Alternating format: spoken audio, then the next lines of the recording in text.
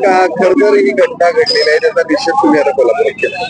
कोल्हापूर नाही, अख्ख्या महाराष्ट्रामध्ये जी घटना काल दुर्दैवी घडलेली आहे त्या संदर्भात सर्व शिवसेना शिवभक्त निषेध करत आहेत। या देशात गेल्या 8-9 वर्षापासून बघितलं तर टक्केवारीचं राज्य, टक्केवारीचं केंद्र सरकार असल्या कारणानं कुठलंही काम दर्जेदार होत नाही आहे।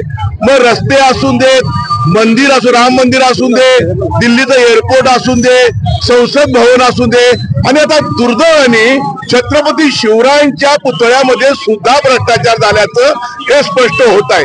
8 महिन्यापूर्वी पुतळा उभा करतायत, देशाचे पंतप्रधान येत आहेत, राज्याचे प्रमुख लोक जिथं असतायत, आणि माझा ठेकेदार, माझी टक्केवारी, माझं कमिशन ह्यात राज्य सरकार केंद्र सरकार अडकल्या कारणानं दर्जेदार कामं मिळत नाहीत। दुर्दैव आहे, ज्या राज्यानं 350 वर्षापूर्वी गड किल्ले बांधले तिथं अजून कुठे धक्का लागत नाहीये, आणि म्हणून वाऱ्याने हा पुतळा पडला।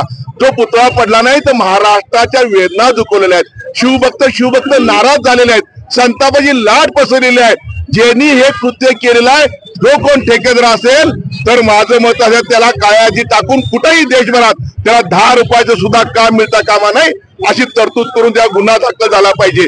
त्या भ्रष्टाचाराची चौकशी झाली पाहिजे। तुम्ही छत्रपती महाराजांना पण सोडायला तयार नाही, शिवाजी महाराज सोडायला तयार नाही, निवडणुका तोंडावर आहेत म्हणून घाई गडबडीने हे केलं काम, आणि त्याचं पाप ह्या सरकारने केलेला आहे। याबद्दल त्याला कुणीही माफ करण्याचा धिक्कार आम्ही करतोय, धिक्कार करतोय आम्ही त्यांचा।